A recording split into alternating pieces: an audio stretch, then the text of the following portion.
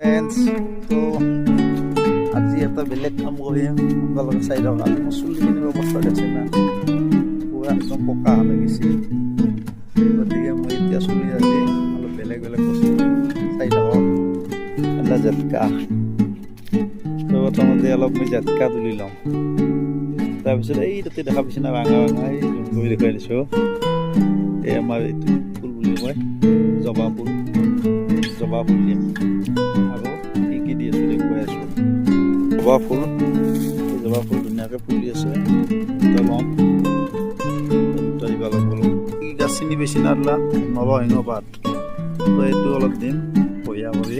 কয়লা পাতটো দিলে বেছি ভাল হয়, কয়লা পাতটো দি দিলোঁ। কিন্তু এই বাঁহত ধৰি নষ্ট হৈ গৈছে চাওকচোন। তথাপিতো নাম মানে শাক অলপ বগা হৈ শাক আৰু বিলাহী বগা আছে, মাজে মাজে তুলি খাওঁ যাব নাকি।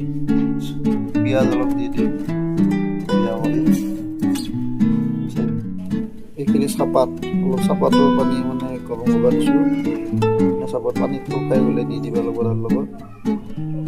পাতখিনি মিলাই ল'লোঁ।